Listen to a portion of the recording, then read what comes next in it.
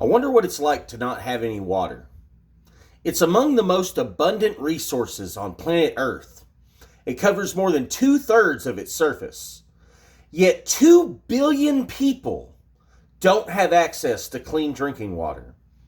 That's the estimate I was given when I typed it in a Google search. 2 billion people! But only 8 billion people live here.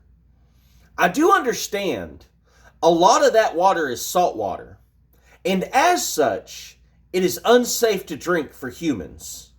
But how do I have enough water to take an hour-long shower if 2 billion people have trouble finding water to drink? That doesn't make sense to me. Then there are the people in Flint, Michigan. They live in the heart of one of America's most populated states. But 80,000 people have waited more than 10 years, and their tap water is still contaminated by lead and is unsafe to drink. Our eastern coast was just battered by a Category 4 hurricane, drenching the people living there with 40 trillion gallons of rain. Over 200 people are dead, and horrific flooding in Asheville, North Carolina will leave some people without clean drinking water for 2 months, maybe longer. Please stop and think about the irony of what I just said. People will go months without access to clean drinking water because too much water fell on them from the sky. And here I sit with a cup of ice cold water by my side. I can refill it from the tap in the kitchen at my convenience, a mere 20 footsteps or so away from where I sit at my desk at work.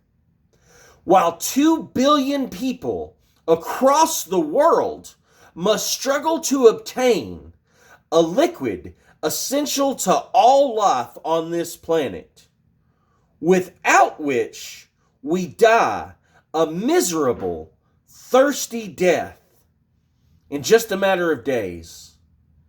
When I started writing this, I didn't know the number was that high.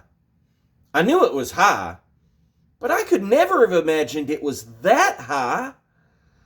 Most of those people don't live here in the USA, and yet they are still human beings. They need water to survive. Without it, we shrivel up and die. What strikes me most, though, as I sit here and think about it, the unimaginable difficulty and hardship it would be to live that way, to work all day for very little pay, and then also need to ration water, use it sparingly for drinking, cooking, showering, clothes washing, and any of the many other things we use water for but take for granted. Is that as hard as I think it would be to live like that, for a quarter of our species, that's just Wednesday.